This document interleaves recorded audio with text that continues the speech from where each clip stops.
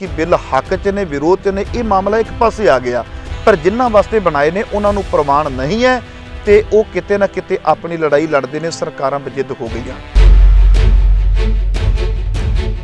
कि पंजाब पहले एक होर चीज़ हुंदा सी, जिन्हां नूं पंजाब दे नां तो क्यों डर लगा तो इन्हां ने पंजाब नूं तोड़ के जिहड़ी अपनी पाकिस्तान दी ते हिंदुस्तान भारत दी वंड होई है ना, वो पाकिस्तान भारत दी वंड नूं पंजाब दी वंड होई है। पंजाब के नाँ से पता नहीं इन्होंने लोगों को क्यों नफरत आ, पर सानू अगली इत्थे आने की चलो अगली गल है कि सानू जो भी मारिया सानू अपने ने मारिया, बगाने नहीं मारिया। तुहानू लगदा नहीं कि जे मुद्दियां दे आधार इलैक्शन लड़िया होवेगा तो MLA जो इलाके में जाएगा 100 वारी दिमाग दे विच सोचेगा भी जिहड़े मुद्दे ते लोगों ने वोट पा के मैनू जिताया सी, मैं जो मुद्दा हल करा तो पिंडां दे विच वड़ा, जो मुद्दा हल नहीं होंदा उन्नी देर तक मैं पिंड च नहीं वड़ सकदा। लीडर लोग ने झूठ की सियासत करते हैं, झूठ मार के ही वो अपना मतलब वोटां लेंदे ने ते उदां दे मगर लगन वाले भी उस तरह जिन्ना झूठ मार देंगे। लेकिन पुराने बंदे तो इस गल च वजे खलोते हैं कि जे फलाने ने 5,000 दिता तो मैं 7,000 देना, भावें आड़ती तो अंगूठा ला के लिया होवे। तुसीं तो लोगों की गल करते, लोग तो बेचारे फिर भी चलो कुछ कमज़ोर होंगे, किसी को कमजोरी मारती है भी किसी को कुछ नहीं होंदा। ये तो बड़े बड़े लीडर सेंटर तक दे डरा के, हुण कैप्टन ने उत्थे जाके दिल्ली जाके धरना लाया सी, वो सेंटर ने दाबा मारिया भी कटते उसदे मुंडे ते अपना ईडी मगर लाती, चुप करके मारना पै गया।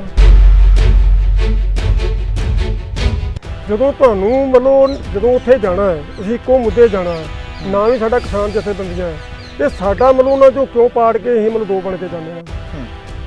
मेरा एक चीज़ का मतलब भी इस चीज़ से मैनूं तो लग शक पैंदा है कि सेंटर जिहड़ा है दिंदा कख नहीं गा, लेकिन इन्हां नूं विचों पाड़ेगा ते पाड़ के कोई ना कोई अपना सलूशन लभे।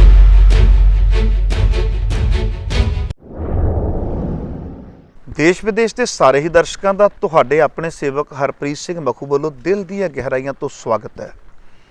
दर्शकों, पंजाब के हालातां वल जदों झात पाउंदा वां, किते मेरे पंजाब के पानियां की लुੱਟ होंदी सुणींदी है, किते किसान सड़कों ते फिर कई बार मन कहता है भी अज किसान भरा सड़कों के उपर ने, कारण की है?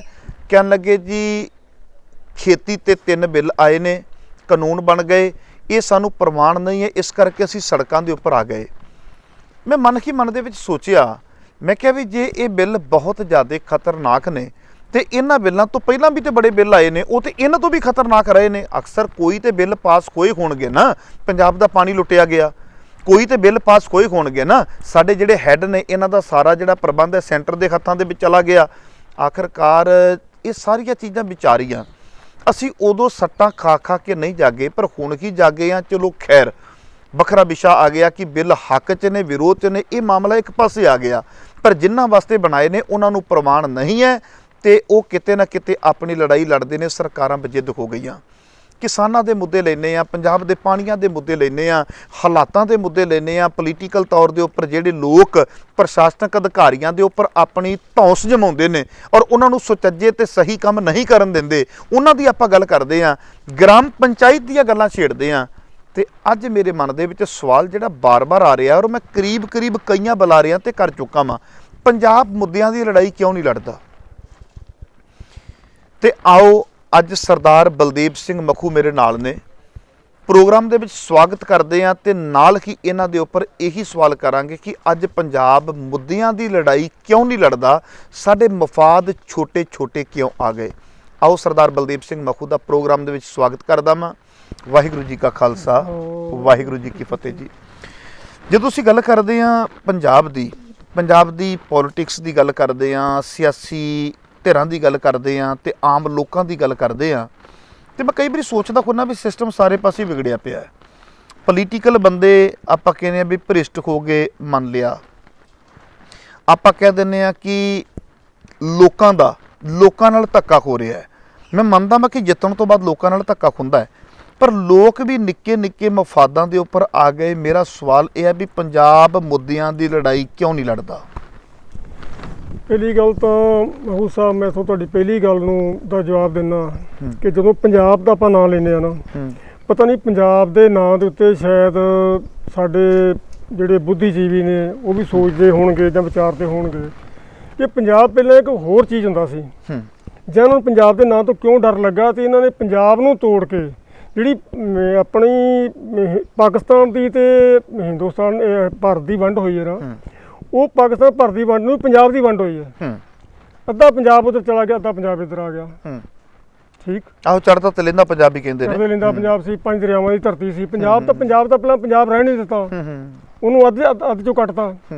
ਅੱਧ ਚੋਂ ਕੱਟ ਕੇ ਫਿਰ ਪੰਜਾਬ ਨੂੰ, ਜਦੋਂ ਪੰਜਾਬ ਦੇ ਨਾਂ ਤੇ ਪਤਾ ਨਹੀਂ ਇਹਨਾਂ ਲੋਕਾਂ ਨੂੰ ਕਿਉਂ ਨਫ਼ਰਤ ਆ। ਔਰ ਸਾਨੂੰ ਅਗਲੀ ਇੱਥੇ ਆਣ ਕੇ ਚਲੋ ਅਗਲੀ ਗੱਲ ਆ ਕਿ ਸਾਨੂੰ ਜਦੋਂ ਵੀ ਮਾਰਿਆ, ਸਾਨੂੰ ਆਪਣਿਆਂ ਨੇ ਮਾਰਿਆ, ਬਗਾਨੇ ਨਹੀਂ ਮਾਰਿਆ। ਫਿਰ ਇਹਨਾਂ ਨੂੰ ਸਾਡੇ ਆਪਣੇ ਨੂੰ ਪਾੜ ਕੇ ਤੇ ਫਿਰ ਪੰਜਾਬ ਦੇ ਫਿਰ ਟੁਕੜੇ ਕੀਤੇ।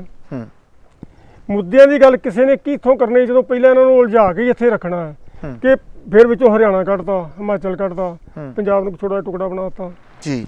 ਸੋਚਣ ਦਾ ਮੌਕਾ ਹੀ ਨਹੀਂ ਦਿੰਦੇ ਕਿਸੇ ਨੂੰ। ਜੇ ਉਦੋਂ ਹਰਿਆਣਾ ਪੰਜਾਬ ਇਕੱਠਾ ਸੀ, ਸਾਰੀ ਇੱਕ ਤਾਕਤ ਸੀ, ਸਾਰੀ ਇੱਕ ਬੜੀ ਵੱਡੀ ਇੱਕ ਮੈਜੋਰਟੀ ਸੀ, ਜਿਹਨੂੰ ਕੱਟ ਵੱਢ ਕੇ ਕਰਕੇ ਜਦੋਂ ਕੋਈ ਸੰਭਲ ਲੱਗਦਾ ਉਦੋਂ ਫਿਰ ਉਹਨੂੰ ਕੱਟਣਾ ਛਾਂਗਣਾ ਸ਼ੁਰੂ ਕਰ ਦਿੰਦੇ ਨੇ। ਹਾਲਾਤ ਇਹ ਬਣ ਚੁੱਕੇ ਨੇ ਇਹਦੇ।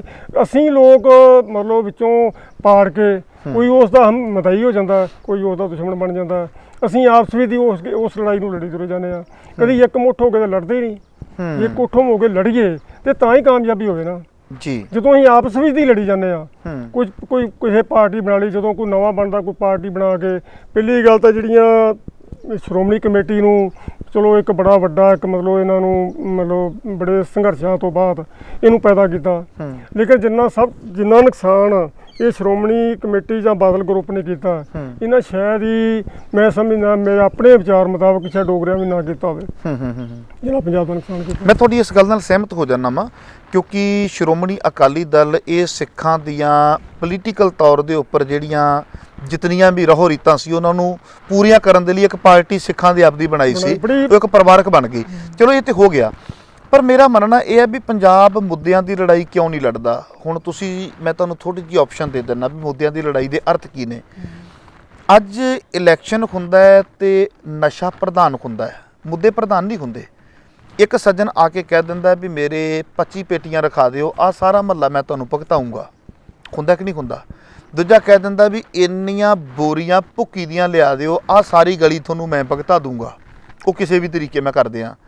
ਕੋਈ ਕਹਿ ਦਿੰਦਾ ਵੀ ਪਈ ਮੇਰੇ ਘਰ ਤੱਕ ਬਣਾਉਣੀ ਆ ਤਾਂ ਪਾਊਂ। ਕੋਈ ਕਹਿੰਦਾ ਸਾਡਾ ਵੱਟ ਦਾ ਰੌਲਾ ਚੱਲਦਾ ਪਿਆ, ਥਾਣੇ ਫਲਾਣੇ ਨੂੰ ਰਾਤ ਕਟਾਉਣੀ ਤਾਂ। ਵੀ ਅਸੀਂ ਪੰਜਾਬ ਦੇ ਪਾਣੀਆਂ ਦੀ ਲੜਾਈ ਕਿਉਂ ਨਹੀਂ, ਅਸੀਂ ਐਜੂਕੇਸ਼ਨ ਦੇ ਨਾਮ ਦੇ ਉੱਪਰ ਕਿਉਂ ਨਹੀਂ ਇਲੈਕਸ਼ਨ ਲੜਦੇ ਪਏ, ਸਾਡੇ ਮਫਾਦ ਬੜੇ ਛੋਟੇ ਛੋਟੇ ਕਿਉਂ ਹੋ ਗਏ ਨੇ। ਉਹ ਤਾਂ ਮੈਂ ਛੋਟਾ ਜਿਹਾ ਇੱਕ ਤੁਹਾਨੂੰ ਉਦਾਹਰਨ ਦੇ ਕੇ ਗੱਲ ਦੱਸਾਂਗਾ ਵੀ ਸਾਡੀ ਸੋਚ ਦੀ ਪੱਧਰ ਇੰਨੀ ਨੀਵੀਂ ਹੋ ਚੁੱਕੀ ਹੈ। ਇੱਕ ਨੰਬਰ 'ਤੇ ਅਨਪੜ੍ਹਤਾ ਤੇ ਦੂਸਰੀ ਸਾਡੀ ਸੋਚ ਦੀ ਪੱਧਰ ਬਹੁਤ ਨੀਵੀਂ ਹੋ ਚੁੱਕੀ ਹੈ। ਮੈਂ ਤੁਹਾਨੂੰ ਇੱਕ ਬੜੀ ਪੁਰਾਣੀ ਸੁਣਾਉਣਾ, ਅੱਜ ਤੋਂ ਕੋਈ 40 ਸਾਲ ਪਹਿਲਾਂ ਦੀ ਗੱਲ। ਅਸੀਂ ਨਾ ਭੇਵੇ ਏਰੀਏ ਦੇ ਵਿੱਚ ਹੁੰਦਾ ਸੀ ਇੱਕ MLA ਪਿਆਰਾ ਸਿੰਘ MLA ਹੁੰਦਾ ਸੀ। ਉਹਦੇ ਕੋਲ ਕਾਫੀ ਮਤਲਬ ਇਲਾਕੇ ਦੇ ਜਿਹੜੇ ਮੋਹਤਬਰ ਬੰਦੇ ਹਨ ਉਹ ਗਏ ਬੈਠੇ ਸਨ ਆਪਸੀ ਦੀ, ਜਿਵੇਂ ਉਹਨਾਂ ਦਾ ਕਾਫੀ ਪਿਆਰ ਸੀ ਤੇ ਪਿਆਰ ਦੀਆਂ ਗੱਲਾਂ ਦੇ ਵਿੱਚ ਉਹ ਗੱਲਾਂ ਕਰਨ ਲੱਗ ਪਏ। ਉਸ ਬੰਦੇ ਨੇ ਆਪਣਾ ਇੱਕ ਸਗੋਂ ਇਤਰਾਜ਼ ਜਤਾਇਆ। ਉਹਨੇ ਆਖਿਆ ਯਾਰ ਮੈਂ ਹੈਰਾਨ ਹੁੰਦਾ ਆ ਕਿ ਜਿੰਨੇ ਮੇਰੇ ਕੋਲ ਜਿਹੜੇ ਮੇਰੇ ਜਾਣਕਾਰ ਹੁੰਦੇ ਨੇ, ਜਿਹਨਾਂ ਮੇਰੀ ਬੜੀ ਮਦਦ ਕਰਦੇ ਨੇ, ਜੇ ਉਹਨੂੰ ਆਖੀਦਾ ਨਾ ਵੀ 10 ਫਲਾਣਾ ਸਿਆ ਤੈਨੂੰ ਆਪਣਾ ਤੇਰਾ ਕੀ ਕੰਮ ਕਰੀਏ, ਉਹਦਾ ਬੜੀ ਛਾਲ ਮਾਰੇਗਾ। ਹੋ ਗਿਆ ਇਹ 40 ਸਾਲ ਪਹਿਲਾਂ ਦੀ ਗੱਲ ਕਰਦਾ ਮੈਂ। ਉਹ ਆਖੇਗਾ ਯਾਰ ਮੇਰਾ ਲਾਇਸੈਂਸ, MLA ਸਾਹਿਬ ਮੇਰਾ ਲਾਇਸੈਂਸ ਬਣਾ ਦਿਓ, ਅਸਲੇ ਦਾ ਬੜੀ ਵੱਡੀ ਅਸਲੇ ਦਾ ਲਾਇਸੈਂਸ ਬਣਾਓ, ਵੱਡੀ ਵੱਡੀ ਛਾਲ ਮਾਰਾਂਗੇ, ਨਾਲੇ ਘਰੋਂ ਪੈਸੇ ਲਾਵਾਂਗੇ, ਜੇ ਕੱਲ ਨੂੰ ਗੁੱਸਾ ਆਇਆ ਕਿ ਨਾਲ ਲੜਾਂਗੇ ਤਾਂ ਵੀ ਮਰਾਂਗੇ। ਲੇਕਿਨ ਉਸ ਚੀਜ਼ ਨੂੰ ਨਹੀਂ ਸੋਚਣਾ। ਉਹ ਆਂਦਾ ਕਿ ਮੈਨੂੰ ਉਹਨੇ ਕਦੀ ਨਹੀਂ ਮੇਰੇ ਕੋਲ ਮਸਲਾ ਆਇਆ ਕਿ ਮੇਰੇ ਮੁੰਡਾ 10 ਪੜ੍ਹਿਆ ਹੈ ਜਾਂ 8 ਪੜ੍ਹਿਆ, ਇਹਨੂੰ ਕੋਈ ਨੌਕਰੀ ਲਵਾ ਦਿਓ ਨਾ। ਉਹਨਾਂ ਦਾ ਮਸਲਾ ਇਹ ਹੁੰਦਾ ਕਿ ਮੈਨੂੰ ਜੀ ਅਸਲਾ। ਸਾਡੀ ਸੋਚ ਦਾ ਪੱਧਰ ਬਹੁਤ ਨੀਵਾਂ ਮਤਲਬ ਰਿਹਾ ਹੈ। ਹਾਂ, ਹੁਣ ਦੀ ਜਿਹੜੀ ਆਪਣਾ ਜਨਰੇਸ਼ਨ ਆ ਇਹਦਾ ਜ਼ਰੂਰ ਫਰਕ ਪਿਆ। ਲੋਕ ਪੜ੍ਹ ਚੁੱਕੇ ਨੇ, ਲੋਕ ਸਿਆਣੇ ਹੋ ਚੁੱਕੇ ਨੇ, ਲੋਕ ਮਾੜਾ ਚੰਗਾ ਸਮਝਣ ਲੱਗ ਪਏ ਨੇ ਹੁਣ ਆਣ ਕੇ। ਮੈਂ ਤਾਂ ਮੰਨਾਂਗਾ ਸਿਰਫ 2-4 ਸਾਲਾਂ ਦੇ ਵਿੱਚ ਹੀ ਫਰਕ ਇੰਨਾ ਪਿਆ ਹੈ ਕਿ ਕਿਸੇ ਨੂੰ ਖਿਲਾਰ ਕੇ ਕੋਈ ਸਵਾਲ ਪੁੱਛਦਾ, ਕਿਸੇ ਨੂੰ ਜੇ ਕੋਈ ਧਮਾਤੜ ਸਵਾਲ ਪੁੱਛਣਾ ਵੀ ਚਾਹੁੰਦਾ ਤੇ ਦੂਸਰੀ ਪਾਰਟੀ ਵਾਲੇ ਆਖਣਗੇ ਨਹੀਂ ਯਾਰ ਚੁੱਪ ਕਰਦੇ ਯਾਰ, ਜਾਣਦੇ ਕੋਈ ਗੱਲ ਨਹੀਂ ਯਾਰ, ਕੋਈ ਜਾਣਦੇ ਗੱਲ ਨੂੰ। ਇੱਥੇ ਮੈਂ ਤੁਹਾਡੀ ਗੱਲ ਰੋਕਦਾ ਵਾਂ। ਇੱਥੇ ਇੱਕ ਤੇ ਆਪਾਂ ਗੱਲ ਕੀਤੀ ਹੈ ਮੁੱਦਿਆਂ ਦੀ ਲੜਾਈ ਦੀ। ਤੁਹਾਨੂੰ ਲੱਗਦਾ ਨਹੀਂ ਕਿ ਜੇ ਮੁੱਦਿਆਂ ਦੇ ਆਧਾਰ ਇਲੈਕਸ਼ਨ ਲੜਿਆ ਹੋਵੇਗਾ ਤੇ MLA ਜਦੋਂ ਇਲਾਕੇ ਵਿੱਚ ਜਾਏਗਾ 100 ਵਾਰੀ ਦਿਮਾਗ ਦੇ ਵਿੱਚ ਸੋਚੇਗਾ ਵੀ ਜਿਹੜੇ ਮੁੱਦੇ ਤੇ ਲੋਕਾਂ ਨੇ ਵੋਟ ਪਾ ਕੇ ਮੈਨੂੰ ਜਿਤਾਇਆ ਸੀ, ਮੈਂ ਉਹ ਜੇ ਮੁੱਦਾ ਹੱਲ ਕਰਾਂ ਤੇ ਪਿੰਡਾਂ ਦੇ ਵਿੱਚ ਵੜਾਂ। ਜੇ ਮੁੱਦਾ ਹੱਲ ਨਹੀਂ ਹੁੰਦਾ ਉਨੀ ਦੇਰ ਤੱਕ ਮੈਂ ਪਿੰਡ 'ਚ ਨਹੀਂ ਵੜ ਸਕਦਾ। ਨਹੀਂ ਤੁਹਾਨੂੰ ਉਹਨਾਂ ਲੱਗਦਾ ਨਹੀਂ? ਨੂੰ ਜਿਹੜੇ ਨਾ ਲੀਡਰ ਲੋਕ ਨੇ ਝੂਠ ਦੀ ਸਿਆਸਤ ਕਰਦੇ ਨੇ, ਝੂਠ ਮਾਰ ਕੇ ਹੀ ਉਹ ਆਪਣਾ ਮਤਲਬ ਵੋਟਾਂ ਲੈਂਦੇ ਨੇ ਤੇ ਉਦਾਂ ਦੇ ਮਗਰ ਲੱਗਣ ਵਾਲੇ ਵੀ ਉਸ ਤਰ੍ਹਾਂ ਜਿੰਨਾ ਝੂਠ ਮਾਰ ਦੇਣਗੇ। ਕਦੀ ਕਿਸੇ ਨੇ ਨਹੀਂ ਆਖਿਆ ਕਿ ਆਪਣਾ ਤੁਸੀਂ ਐਮਐਲਏ ਸਾਹਿਬ ਸਾਡੇ ਪਿਛਲੀ ਵਾਰੀ ਆਏ ਸੋ ਤੇ ਤੁਸੀਂ ਸਾਡੀ ਆਹ ਕੰਮ ਕਰਕੇ ਗਏ ਸੋ। ਜਿਵੇਂ ਅੱਗੇ ਵੀ ਕਈ ਵਾਰੀ ਗੱਲ ਆ ਚੁੱਕੀ ਹੈ ਕਿ ਸਾਡੀ ਜਿਹੜੀ ਇਹ ਸੋਚ ਆ ਨਾ ਗਲੀਆਂ ਨਾਲੀਆਂ ਤੱਕ ਜਾਂ ਮਤਲਬ ਬਹੁਤ ਹੀ ਘੱਟ ਜਾਂ ਕਿਸੇ ਦੇ ਪੰਜਾਬ ਵਿੱਚ ਗਲੀਆਂ ਨਾਲੀਆਂ ਤੋਂ ਕਦੋਂ ਬਾਹਰ ਨਿਕਲੇਗਾ? ਸਵਾਲ ਮੇਰਾ ਇਹ ਹੈ। ਸਾਰੀ ਜ਼ਿੰਦਗੀ ਗਲੀਆਂ ਨਾਲੀਆਂ, ਹੁਣ ਅੱਜ ਤੋਂ 40 ਸਾਲ ਪਹਿਲਾਂ ਦੀ ਗੱਲ ਹੈ, ਜਦੋਂ ਤੁਸੀਂ ਕਿਤੇ ਬੈਠੇ ਹੁੰਦੇ ਸੀ ਆਪਣੇ ਖੇਤਾਂ 'ਚ ਕੰਮ ਕਰਦੇ ਸੀ, ਉਦੋਂ ਵੀ ਕੋਈ ਆਉਂਦਾ ਹੁੰਦਾ ਸੀ, ਉਹ ਕਹਿੰਦਾ ਹੁੰਦਾ ਸੀ ਸਰਦਾਰ ਬਲਦੇਵ ਸਿੰਘ ਜੀ ਬੇਨਤੀ ਇਹ ਆ ਵੀ ਤੁਹਾਡੀਆਂ ਗਲੀਆਂ ਨਾਲੀਆਂ ਪੱਕੀਆਂ ਕਰ ਦਿਆਂਗੇ, ਵੋਟਾਂ ਸਾਨੂੰ ਪਾਇਆ ਜੇ। ਅੱਜ ਵੀ ਗਲੀਆਂ ਨਾਲੀਆਂ, ਬੱਚਿਆਂ ਦਾ ਭਵਿੱਖ ਕਿੱਥੇ ਆ? ਪੰਜਾਬ ਬਰਬਾਦ ਹੋ ਰਿਹਾ, ਬੱਚੇ ਪੰਜਾਬ ਛੱਡ ਕੇ ਪ੍ਰਦੇਸਾਂ ਨੂੰ ਤੁਰੇ ਜਾਂਦੇ ਪਏ ਨੇ। ਪੰਜਾਬ ਦੇ ਵਿੱਚ ਬਿਰਧ ਆਸ਼ਰਮ ਘਰ ਘਰ ਦੇ ਵਿੱਚ ਬਣ ਜਾਣਾ। ਹੁਣ ਤੇ ਸੋਚੀਦਾ ਸੀ ਨਾ ਬਿਰਧ ਆਸ਼ਰਮ, ਬਜ਼ੁਰਗ ਇੱਥੇ ਹੋਣੇ ਨੇ, ਬੱਚੇ ਬਾਹਰ ਹੋਣੇ, ਘਰ ਆਪੇ ਬਿਰਧ ਆਸ਼ਰਮ ਬਣ ਗਿਆ। ਨਹੀਂ, ਇਹ ਮੈਂ ਤੁਹਾਨੂੰ ਵੈਸੇ ਬੜੇ ਵਿਸ਼ਵਾਸ ਨਾਲ ਇਹ ਗੱਲ ਆਨਾ ਕਿ ਸਮਾਂ ਆ ਚੁੱਕਾ, ਸਮੇਂ 'ਚ ਬਦਲਾਅ ਸ਼ੁਰੂ ਹੋ ਚੁੱਕਾ। ਜਿਸ ਤਰ੍ਹਾਂ ਦਿਨ ਚੜ੍ਹਨ ਦੇ ਅਸਾਰ ਦਿਸ ਪੈਂਦੇ ਨਾ ਕਿ ਚਾਨਣਾ ਹੋਇਆ ਤੇ ਥੋੜੀ ਜਿਹੀ ਲਾਈਟ ਹੁੰਦੀ, ਪਤਾ ਦਿਨ ਚੜ੍ਹੇਗਾ। ਹੁਣ ਕੁਝ ਫਰਕ ਪੈ ਚੁੱਕਾ, ਲੋਕ ਸੂਝਵਾਨ ਹੋ ਚੁੱਕੇ ਨੇ। ਲੋਕ ਜਿਹੜੀ ਨੌਜਵਾਨੀ ਉਹ ਇਸ ਪਾਸੇ ਲੱਗਣਾ ਸ਼ੁਰੂ ਹੋਈ ਹੈ। ਕੁਝ ਲੋਕ ਫਰਕ ਹੈਗੇ ਨੇ, ਕੁਝ ਪ੍ਰਚਾਰਕ ਚੰਗੇ ਵੀ ਨੇ ਤੇ ਕੋਈ ਪ੍ਰਚਾਰਕ ਹਾਲੇ ਵੀ ਨੇ ਜਿਹੜੇ ਆਪਣਾ ਉਸੇ ਘੁੰਮਣ ਘੇਰੀ 'ਚ ਫਿਰਦੇ ਨੇ। ਹਰ ਪੱਖੋਂ ਹੀ ਕੁਝ ਬੰਦੇ ਹੈਗੇ ਨੇ ਜਿਹੜੇ ਜਗਾਉਣ ਦੀ ਕੋਸ਼ਿਸ਼ ਕਰਦੇ ਨੇ ਜੀ, ਲੇਕਿਨ ਜਿਹੜੇ ਜਗਾਉਣ ਦੀ ਕੋਸ਼ਿਸ਼ ਕਰਦੇ ਨੇ ਉਹਦੇ ਮਗਰ ਲੱਗਦੇ ਨੇ ਸੱਚੇ ਸੁੱਚੇ ਹਾਲੀ ਲੋਕ ਨਿਕਲ ਰਹੇ ਨੇ ਤੇ ਹੋਵੇਗਾ ਜ਼ਰੂਰ। ਇਹ ਮੈਂ ਵਾਅਦੇ ਨਾਲ ਨਾ ਕਿ ਅਬ ਜਾਗਰਤੀ ਕੁਛ ਆ ਚੁੱਕੀ ਹੈ ਤੇ ਆਉਣ ਦਾ ਟਾਈਮ ਸਮਾਂ ਆ ਚੁੱਕਾ। ਸਰਦਾਰ ਸਾਹਿਬ, ਜਿਵੇਂ ਤੁਸੀਂ ਚਲੋ ਪੋਜ਼ਿਟਿਵ ਹੋ ਔਰ ਚੰਗੇ ਖਿਆਲਾਤਾਂ ਦੇ ਹੋ, ਤੁਸੀਂ ਇਹ ਗੱਲ ਕਹਿ ਦਿੱਤੀ ਕਿ ਜਾਗਰਤੀ ਆਏਗੀ। ਵਾਕਈ ਜਦੋਂ ਰਾਤ ਬਹੁਤ ਜ਼ਿਆਦਾ ਗਾੜੀ ਹੋ ਜਾਵੇ ਤੇ ਦਿਨ ਦੇ ਅਸਾਰ ਹੋ ਜਾਂਦੇ ਨੇ। ਜਦੋਂ ਧੁੰਦ ਬਹੁਤ ਜ਼ਿਆਦਾ ਪੈ ਜਾਵੇ ਤੇ ਉਹ ਕਈ ਵਾਰੀ ਜ਼ਿਆਦਾ ਗਾੜੀ ਹੋ ਕੇ ਤੇ ਉਹ ਪਾਣੀ ਦੀਆਂ ਬੂੰਦਾਂ ਬਣ ਕੇ ਡਿੱਗ ਪੈਂਦੀ ਹੈ ਤੇ ਚਿੱਟਾ ਦਿਨ ਸਾਫ਼ ਹੋ ਜਾਂਦਾ ਆ। ਪਰ ਜੇ ਲੋਕ ਮੰਨ ਲਓ, ਫੋਰ ਐਗਜ਼ਾਮਪਲ ਮੈਂ ਬੜਾ ਸੁਖਾਲਾ ਤੁਹਾਨੂੰ ਸਵਾਲ ਕਰ ਦਿੰਦਾ ਵਾਂ, ਮੰਨ ਲਓ ਮੈਂ ਐਮਐਲਏ ਦਾ ਇਲੈਕਸ਼ਨ ਲੜਨ ਲਈ ਪਿੰਡ 'ਚ ਆ ਗਿਆ, ਮੰਨ ਲਓ ਇੱਕ ਪਲ ਦੇ ਲਈ। ਲੋਕਾਂ ਨੇ ਮੈਨੂੰ ਕਹਿ ਦਿੱਤਾ ਵੀ ਸਾਡੇ ਮੁੱਦੇ ਆ ਹੈ, ਸਾਡੇ ਨਿੱਜੀ ਮਫਾਦ ਨਹੀਂ, ਗਲੀਆਂ ਬਣ ਜਾਣਗੀਆਂ, ਗਲੀਆਂ ਬਣਾਉਣੀਆਂ ਤੁਹਾਡਾ ਫਰਜ਼ ਬਣਦਾ ਆ। ਇਹ ਕੋਈ ਤੁਸੀਂ ਸਾਡੇ ਤੇ ਸਹਾਨ ਨਹੀਂ ਕਰਨਾ, ਗਲੀ ਬਣਾ ਕੇ ਪਿੰਡ ਦੀ ਟੈਂਕੀ ਬਣਾ ਕੇ ਸਾਡੇ ਤੇ ਸਹਾਨ ਨਹੀਂ ਕਰਨਾ। ਇਹ ਪੰਚਾਇਤੀ ਗ੍ਰਾਂਟ ਦੇ ਵਿੱਚੋਂ ਬਣਨੀ ਹੈ, ਸ਼ਾਮ ਲੜ ਦਾ ਜਿਹੜਾ ਤੁਹਾਡੇ ਕੋਲ ਆਉਣਾ ਉਹਨਾਂ ਵਿੱਚੋਂ ਬਣਨੀ ਹੈ। ਇਹ ਕੋਈ ਸਾਡੇ ਤੇ ਸਹਾਨ ਨਹੀਂਗਾ। ਵੀ ਇਹ ਗੱਲਾਂ ਹੋ ਗਈਆਂ। ਸਾਡਾ ਮੁੱਦਾ ਐਜੂਕੇਸ਼ਨ ਹੈ, ਸਾਡਾ ਮੁੱਦਾ ਆ ਹੈ, ਸਾਡਾ ਮੁੱਦਾ ਪੰਜਾਬ ਦੇ ਪਾਣੀ ਹੈ, ਸਾਡਾ ਮੁੱਦਾ ਇਸ ਤੋਂ ਜ਼ਮੀਨ ਜਿਹੜੀ ਸਾਡੀ ਰੋਜ਼ ਬਰਬਾਦ ਹੋ ਰਹੀ ਇਹ ਹੈ। ਜਦੋਂ ਆਹ ਮੁੱਦੇ ਹੋਣਗੇ, ਮੰਨ ਲਓ ਮੈਂ ਜਿੱਤ ਗਿਆ, ਲੋਕਾਂ ਨੇ ਮੈਨੂੰ ਉਹਨਾਂ ਮੁੱਦਿਆਂ ਦੇ ਉੱਪਰ ਜਿਤਾਇਆ, ਮੈਂ ਵਿਸ਼ਵਾਸ ਦਿਵਾਇਆ ਮੈਂ ਤੁਹਾਡਾ ਕੰਮ ਕਰਾਂਗਾ, ਲੋਕਾਂ ਨੇ ਮੈਨੂੰ ਜਿਤਾ ਦਿੱਤਾ। ਜਿੱਤਣ ਤੋਂ ਬਾਅਦ ਹੁਣ ਸਵਾਲ ਮੇਰਾ ਇੱਥੇ ਆ ਗਿਆ, ਜਿੱਤਣ ਤੋਂ ਬਾਅਦ ਜਦੋਂ ਮੈਂ ਵਾਪਸ ਪਿੰਡ ਦੇ ਵਿੱਚ ਆਉਣਾ ਹੈ, ਜਾਂ ਤੇ ਮਸਲਾ ਹੱਲ ਕਰਾਂਗਾ ਤੇ ਪਿੰਡ ਦੇ ਵਿੱਚ ਵੜਾਂਗਾ, ਵਰਨਾ ਪਿੰਡ ਦੇ ਵਿੱਚ ਮੈਂ ਕਿਵੇਂ ਵੜਾਂਗਾ? ਨਹੀਂ, ਇਹ ਮੈਂ ਤੁਹਾਨੂੰ ਪਹਿਲਾਂ ਗੱਲ ਦੱਸ ਚੁੱਕਾ ਹਾਂ ਕਿ ਜਿਹੜੀ ਹੈ ਨਾ ਹੁਣ ਵਾਲੀ ਪੀੜ੍ਹੀ ਹੈ ਜੀ, ਇਹ ਜ਼ਰੂਰ ਜਾਗਰਤ ਹੋਈ ਹੈ। ਜਿਹੜੇ ਪੁਰਾਣੇ ਬੰਦੇ ਨੇ ਉਹਨਾਂ ਵਾਸਤੇ ਤੇ ਜੇ ਉਹਨਾਂ ਨੇ ਆਖਤਾ ਨਾ ਆਪਣਾ ਪੋਲਿਟਿਕ ਬੰਦਿਆਂ ਨੇ ਵੀ ਇਹ ਰਾਤ ਆ, ਤੂੰ ਨਾ ਰਾਤ ਹੀ ਕਹਿਣਾ, ਦਿਨ ਨੂੰ ਰਾਤ ਕਹਿਣਗੇ ਤੂੰ ਨਾ ਰਾਤ ਹੀ ਕਹਿਣਾ। ਉਹਨਾਂ ਨੇ ਕਹਿਣਾ ਵੀ ਆਪਣਾ ਵੀ ਨਹੀਂ, ਉਹ ਤੇ ਅੱਜ ਤੱਕ ਇਹ ਕਹਿੰਦੇ ਆਏ ਆ। ਜੇ ਕਹਿ ਦਿੰਦੇ ਹਾਂ ਬਾਦਲ ਲੋਕ ਕਹਿੰਦੇ ਨਾ ਬਾਈ ਇਹ ਬਾਬੇ ਨਾਨਕ ਦੀ ਪੰਥ ਨੂੰ ਵੋਟ ਪਾਉਣੀ ਹੈ, ਤੱਕੜੀ ਨੂੰ ਪਾਉਣੀ ਹੈ। ਹਾਲੇ ਵੀ ਪੁਰਾਣੇ ਬੰਦੇ ਸੋਚ ਦੇ ਮਾਲਕ ਨੇ। ਇਹਨਾਂ ਨੁਕਸਾਨ ਹੋਣ ਦੇ ਬਾਵਜੂਦ, ਇਹਨਾਂ ਕੁਝ ਹੋਣ ਦੇ ਬਾਵਜੂਦ ਹਾਲੇ ਵੀ ਇਹ ਸੋਚ ਤੇ ਖਲੋਤੇ ਨੇ ਵੀ ਨਹੀਂ ਜੀ ਅਸੀਂ ਆਪਾਂ ਗੱਲ ਇਸੇ ਗੱਲ ਦੀ ਰਾਜਨੀਤੀ ਬਾਦਲ ਹੋਣਾ ਕੀਤੀ ਹੈ ਜਾਂ ਇਹ ਅਕਾਲੀਆਂ ਨੇ ਕੀਤੀ ਹੈ। ਦੂਜੀ ਰਾਜਨੀਤੀ ਨੂੰ ਕੋਈ ਚੰਗਾ ਕੰਮ ਨਹੀਂ ਕੀਤਾ, ਸਿਰਫ ਇਸੇ ਰਾਜਨੀਤੀ ਕਰਕੇ ਤੇ 19 ਸਾਲ ਰਾਜ ਕੀਤਾ ਉਹਨਾਂ ਜੀ। ਪਰ ਇੱਕ ਹੋਰ ਚੀਜ਼ ਆ, ਜਦੋਂ ਕੋਈ ਵੀ ਪੋਲੀਟੀਕਲ ਬੰਦਾ ਪਿੰਡਾਂ ਦੇ ਵਿੱਚ ਆਉਂਦਾ ਹੈ, ਬੜਾ ਉਹਦਾ ਮਾਣ ਤਾਣ ਕੀਤਾ ਜਾਂਦਾ ਹੈ, ਅੱਗੇ ਹਾਰ ਲੈ ਕੇ ਪਿੰਡ ਦੇ ਵਿੱਚ ਬਾਹਰ ਖਲੋਤੇ ਜਾਂਦੇ ਆ। ਉਹ ਕਿਸ ਚੀਜ਼ ਦੇ ਹੁੰਦੇ ਨੇ? ਕੀ ਕੀਤਾ ਹੋਇਆ? ਜੇ ਤੁਹਾਡਾ ਪ੍ਰੋਮਿਸ ਉਹਨੇ ਪੂਰਾ ਕੀਤਾ, ਤੁਸੀਂ ਕਰੋ ਸਨਮਾਨ ਵੀ ਤੇਰਾ ਧੰਨਵਾਦ ਬਈ, ਸਾਡੇ ਨਾਲ ਕੀਤਾ ਸੀ ਪ੍ਰੋਮਿਸ ਤੇਰਾ ਕੀਤਾ। ਵੀ ਕੁਝ ਨਹੀਂ ਹੁੰਦਾ, ਪਿੰਡਾਂ ਦੇ ਵਿੱਚ ਲੱਡੂਆਂ ਨਾਲ ਨਹੀਂ ਤੋੜਦੇ। ਉਹ ਤਾਂ ਮੈਂ ਤੁਹਾਨੂੰ ਥੋੜਾ ਜਿਹਾ ਇੱਕ ਛੋਟਾ ਜਵਾਬ ਦਿੰਦਾ। ਅਸੀਂ ਭੂਏ ਚੜਾਤੇ ਆ, ਅਸੀਂ ਉਸ ਗੱਲ ਨੂੰ ਨਹੀਂ ਲੈਂਦੇ। ਹਾਂ, ਇਹ ਫਲਾਣਾ ਸਿੰਘ ਫਲਾਣੇ ਮੇਰਾ ਗੁਆਂਢੀ ਇਹਨੇ ਉਹਨਾਂ ਨੂੰ 5000 ਚ ਤੋਲਿਆ ਤੇ ਮੈਂ 7000 ਚ ਤੋਲਣਾ। ਸਾਡੀ ਇੱਕ ਬਿਰਤੀ ਬਣ ਚੁੱਕੀ ਹੈ ਕਿ ਅਸੀਂ ਉਸ ਘੁੰਮਣ ਘੇਰੀ ਚੋਂ ਨਹੀਂ ਨਿਕਲਦੇ। ਮੈਂ ਤੁਹਾਨੂੰ ਦੱਸੀ ਇਹ ਗੱਲ ਬਾਰ-ਬਾਰ ਕਹਿਣਾ ਕਿ ਉਹ ਕੁਝ ਲੋਕ ਵਿੱਚੋਂ ਜਾਗਰਤੀ ਆ ਚੁੱਕੀ ਹੈ ਜਿਹੜੇ ਇਸ ਗੱਲ ਨੂੰ ਲੈਂਦੇ ਨੇ। ਲੇਕਿਨ ਪੁਰਾਣੇ ਬੰਦੇ ਤੇ ਇਸ ਗੱਲ 'ਚ ਹੀ ਬੱਝੇ ਖਲੋਤੇ ਨੇ ਕਿ ਜੇ ਫਲਾਣੇ ਨੇ 5000 ਦਿੱਤਾ ਤਾਂ ਮੈਂ 7000 ਦੇਣਾ। ਭਾਵੇਂ ਆੜਤੀ ਤੋਂ ਅੰਗੂਠਾ ਲਾ ਕੇ ਲਿਆ ਹੋਵੇ, ਭਾਵੇਂ ਉਹਨੂੰ 2-2.5 ਰੁਪਏ ਸੈਂਕੜੇ ਤੇ ਆਪਣਾ ਚੁੱਕ ਕੇ ਲਿਆ ਹੋਵੇ, ਲੇਕਿਨ ਉਹਨੇ ਜਾ ਕੇ ਆੜਤੀ ਨੂੰ ਨਹੀਂ ਮੇਰੇ ਇੱਕ ਪਿੰਡ ਐਮਐਲਏ ਨੇ ਉਹਨਾਂ ਮੈਂ ਇਹ ਕੰਮ ਕਰਨਾ ਹੀ ਕਰਨਾ, ਦੂਸਰੇ ਨੇ ਉਸ ਤੋਂ ਆਪਣਾ ਕਰਨਾ। ਮੁੱਦਿਆਂ ਵਾਲੀ ਗੱਲ ਤੇ ਨਹੀਂ ਨਾ ਕਰਦਾ। ਜੱਬ ਤੇ ਇਸੇ ਗੱਲ ਦੇ ਮਾਰ ਖਾਂਦੇ ਆ। ਝੂਠ ਮਾਰ ਕੇ ਉਹਨਾਂ ਨੇ ਕੀਤੀ ਜਾਣਾ, ਇਹ ਕਰਾ ਦੇਂਗੇ ਉਹ ਕਰਾ ਦੇਂਗੇ। ਮੈਂ ਕਈ ਹੁਣ ਵੇਖਿਆ, ਚਲੋ ਮੈਂ ਹਾਲੀ ਨਾਂ ਨਹੀਂ ਲੈਣਾ ਚਾਹੁੰਦਾ ਸਿੱਧਾ, ਉਹਨਾਂ ਨੇ ਮਤਲਬ ਆਏ ਫਲਾਣੇ ਨੂੰ ਜੀ ਇਹਨੂੰ ਇੱਥਾਂ ਹੀ ਚੰਡੀਗੜ੍ਹ ਬਣਾ ਜਾਾਂਗੇ, ਫਲਾਣੇ ਨੂੰ ਜੀ ਅਸੀਂ ਮਤਲਬ ਇੱਥੋਂ ਕਰ ਦਿਆਂਗੇ, ਜਿਹੜਾ ਬਾਹਰੋਂ ਆ ਕੇ ਉਹ ਇੱਥੇ ਰਹਿਣਾ ਚਾਹੇਗਾ ਉਹ ਨਰਕ ਦਾ ਅਸੀਂ 20-30 ਸਾਲ ਹੋ ਗਏ ਨੇ ਉਹੀ ਵੇਖੀ ਜਾਂਦੇ, ਤੇ ਉਹ ਤਾਂ ਉਹੀ ਹੈਗਾ। ਤੇ ਲੋਕੀ ਇਹ ਜ਼ਰੂਰਤ ਹੀ ਨਹੀਂ ਰੱਖਦੇ ਗੱਲ ਦੇ ਵੀ ਇਹ ਗੱਲ ਕਰੀਏ ਗੱਲ ਦੀ। ਇਹ ਆ ਵੀ ਇਹਨਾਂ ਨੇ ਨਜਾਇਜ਼ ਕਬਜ਼ੇ ਕਰਾਉਣੇ, ਸਰਕਾਰਾਂ ਵੀ ਉਹ ਕੁਝ ਕਰਦੀਆਂ ਨੇ, ਤੇ ਗਾਂ ਜਿਹੜੇ ਲੀਡਰ ਨੇ ਉਹ ਵੀ ਉਹ ਕੁਝ ਕਰਦੇ ਨੇ, ਜਿਹੜੇ ਮਤਲਬ ਉਹਨਾਂ ਦੇ ਗਾਂ ਥੱਲੇ ਬਣਾਏ ਨੇ ਉਹ ਵੀ ਉਹ ਕੁਝ ਕਰਦੇ ਨੇ। ਨਜਾਇਜ਼ ਕਬਜ਼ੇ ਕਰਾਉਣੇ, ਧੱਕੇ ਕਰਾਉਣੇ, ਨਜਾਇਜ਼ ਪਰਚੇ ਕਰਾਉਣੇ, ਇਹ ਘੁੰਮਣ ਘੇਰੀ ਚੋਂ ਨਹੀਂ ਨਿਕਲਦੇ। ਅਸੀਂ ਇਹ ਚੋਂ ਨਿਕਲ ਰਹੀ ਹੈ ਤੇ ਥੋੜੀ ਪੜ੍ਹੀ ਲਿਖੀ ਜਨਤਾ ਜਾਂ ਕੋਈ ਜਾਗਰੂਕ, ਜੇ ਸਰਦਾਰ ਸਾਹਿਬ ਲੋਕ ਜਾਗਰਤ ਹੋਣਗੇ, ਮੇਰਾ ਮੰਨਣਾ ਇਹ ਹੈ ਲੋਕ ਜਾਗਰਤੀ ਵਿੱਚੋਂ ਵਧੀਆ ਪੋਲੀਟੀਕਲ ਲੀਡਰ ਨਿਕਲਦੇ ਨੇ, ਵਧੀਆ ਇੱਕ ਸਿਆਸਤਦਾਨ ਨਿਕਲਦੇ ਨੇ, ਤੁਹਾਡੇ ਜਜ਼ਬਾਤਾਂ ਦੀ ਤਰਜਮਾਨੀ ਕਰਦੇ ਨੇ, ਤੁਹਾਡੇ ਹੱਕਾਂ ਦੀ ਗੱਲ ਵਿਧਾਨ ਸਭਾ 'ਚ ਕਰਦੇ ਨੇ, ਪਾਰਲੀਮੈਂਟ ਹਾਊਸ 'ਚ ਕਰਦੇ ਨੇ, ਤੁਹਾਨੂੰ ਹੱਕ ਦਿਵਾਉਂਦੇ ਨੇ। ਪਰ ਜਦੋਂ ਸਾਡੇ ਮਫਾਦ ਨਿੱਕੇ ਨਿੱਕੇ ਹੁੰਦੇ, ਉਹਨਾਂ ਨੂੰ ਪਤਾ ਲੋਕ ਇੱਥੇ ਜੇ ਸਾਡੇ ਕੋਲ ਫਸ ਜਾਣਗੇ, ਇਹਨਾਂ ਦੀ ਆਹ ਛੋਟੀ ਮੱਛੀ ਹੈ, ਆਹ ਹੀ ਕੁੰਡੀ ਪਾਉਣੀ ਪੈਣੀ ਹੈ। ਜਦੋਂ ਪਤਾ ਵੀ ਅਗਲੇ ਪਾਸੇ ਮੱਛੀ ਛੋਟੀ ਨਹੀਂ ਗੀ, ਬਹੁਤ ਵੱਡਾ ਮਗਰਮੱਛ ਹੈ, ਤਾਂ ਉਹਨਾਂ ਨੂੰ ਪਤਾ ਵੀ ਇਹਨੂੰ ਕਾਬੂ ਕਿਵੇਂ ਕੀਤਾ ਜਾਣਾ। ਸੋ ਕਸੂਰ ਸਾਡੇ ਲੋਕਾਂ ਦਾ ਨਹੀਂ ਮੰਨਦੇ ਪਏ। ਸਾਡੇ ਲੋਕਾਂ ਨੇ ਗਲਤ ਚੋਣ ਕੀਤੀ, ਗਲਤ ਲੋਕਾਂ ਨੇ ਅੱਗੇ ਜਾ ਕੇ ਗਲਤ ਫੈਸਲੇ ਕੀਤੇ, ਭੁਗਤਣੇ ਸਾਡੇ ਪੰਜਾਬ ਨੂੰ ਪੈ ਗਏ। ਇਹ ਤਾਂ ਲੋਕ, ਤੁਸੀਂ ਤਾਂ ਲੋਕਾਂ ਦੀ ਗੱਲ ਕਰਦੇ, ਲੋਕ ਤਾਂ ਵਿਚਾਰੇ ਫਿਰ ਵੀ ਚਲੋ ਕੁਝ ਕਮਜ਼ੋਰ ਹੁੰਦੇ ਨੇ, ਕਿਸੇ ਨੂੰ ਕਮਜ਼ੋਰੀ ਮਾਰਦੀ ਹੈ ਵੀ ਕਿਸੇ ਕੋਲ ਕੁਝ ਨਹੀਂ ਹੁੰਦਾ। ਇਹ ਤਾਂ ਵੱਡੇ ਵੱਡੇ ਲੀਡਰ ਸੈਂਟਰ ਤੱਕ ਦੇ ਡਰਾ ਕੇ, ਹੁਣ ਇਹ ਕੈਪਟਨ ਨੇ ਉੱਥੇ ਜਾ ਕੇ ਦਿੱਲੀ ਜਾ ਕੇ ਧਰਨਾ ਲਾਇਆ ਸੀ, ਉਹ ਸੈਂਟਰ ਨੇ ਦਾਬਾ ਮਾਰਿਆ ਵੀ ਉਹ ਕੱਢਤੇ ਉਹਦੇ ਮੁੰਡੇ ਤੇ ਆਪਣਾ ਈਡੀ ਮਗਰ ਲਾਤੀ, ਚੁੱਪ ਕਰਕੇ ਰਮਾਨ ਬਹਿ ਗਿਆ। ਇੱਕ ਥੋੜਾ ਵਿਖਾਲਾ ਵਿਖਾਇਆ। ਤੇ ਛੋਟੇ ਬੰਦੇ ਦਾ ਕੀ ਹਾਲ ਆ ਜੇ ਉੱਥੇ ਏਡੇ ਏਡੇ ਵੱਡੇ ਮੁੱਖ ਮੰਤਰੀਆਂ ਤੱਕ, ਛੋਟੇ ਬੰਦੇ ਦਾ ਐਸਐਚਓ ਜੂਨਾ ਹਰਾਮ ਕਰ ਛੱਡਦਾ ਹੈ, ਜੂਨਾ ਹਰਾਮ ਕਰ ਛੱਡਦਾ। ਤੇ ਫਿਰ ਗੱਲ ਫਿਰ ਸਿਸਟਮ ਤੇ ਆ ਗਈ, ਸਿਸਟਮ ਤੇ ਆ ਗਈ। ਤੇ ਸਿਸਟਮ ਨੂੰ ਸਰਦਾਰ ਸਾਹਿਬ ਬਦਲੇਗਾ ਕੌਣ? ਆਮ ਬੰਦਾ ਹੀ ਬਦਲੇਗਾ। ਆਮ ਬੰਦੇ ਨੂੰ ਜਾਗਰਤ ਹੋਣਾ ਪੈਣਾ। ਕੋਈ ਵੀ ਦੇਸ਼ ਦੇ ਵਿੱਚ ਜਿਹੜੀ ਤਰੱਕੀ ਹੈ ਉਹ ਬਿਲਡਿੰਗਸ ਬਣਾਉਣ ਨਾਲ ਨਹੀਂ ਹੁੰਦੀ, ਉੱਥੇ ਵੱਡੇ ਵੱਡੇ ਜਹਾਜ਼ ਖੜੇ ਕਰਨ ਨਾਲ ਨਹੀਂ ਹੁੰਦੀ। ਉਹ ਤਰੱਕੀ ਦਾ ਰਾਜ ਉੱਥੋਂ ਲੋਕਾਂ ਦੀ ਮੈਂਟੈਲਿਟੀ ਹੁੰਦੀ ਹੈ, ਲੋਕਾਂ ਦਾ ਬੌਧਿਕ ਪੱਧਰ ਹੁੰਦਾ ਹੈ। ਜਦੋਂ ਬੌਧਿਕ ਪੱਧਰ ਉੱਚਾ ਹੁੰਦਾ ਹੈ ਤਾਂ ਤੁਹਾਡੇ ਲੀਡਰ ਵੀ ਉੱਚੇ ਖਿਆਲਾਂ ਵਾਲੇ ਪੈਦਾ ਹੁੰਦੇ ਨੇ। ਹੁਣ ਸਰਦਾਰ ਕਪੂਰ ਸਿੰਘ ਵਰਗੇ ਲੀਡਰ ਸੀ। ਇੱਥੇ ਮੈਂ ਦਰਸ਼ਕਾਂ ਦੇ ਨਾਲ ਕੁਝ ਗੱਲਾਂ ਦੀ ਸਾਂਝ ਪਾਉਣੀ ਚਾਹੁੰਦਾ ਵਾਂ, ਔਰ ਅਕਸਰ ਇਹ ਗੱਲ ਅੱਗੇ ਵੀ ਕਰਦਾ ਹੁੰਦਾ, ਅੱਜ ਕਰਨੀ ਬੜੀ ਜ਼ਰੂਰੀ ਹੈ, ਕਿਉਂਕਿ ਅਸੀਂ ਪੋਲੀਟੀਸ਼ੀਅਨ ਦੀ ਗੱਲ ਕਰਦੇ ਪਏ ਹਾਂ, ਪੋਲੀਟਿਕਸ ਦੀ ਗੱਲ ਕਰਦੇ ਪਏ ਹਾਂ, ਤੇ ਇਹ ਚੀਜ਼ਾਂ ਤੁਹਾਨੂੰ ਦੱਸਣੀਆਂ ਬੜੀਆਂ ਜ਼ਰੂਰੀ ਨੇ।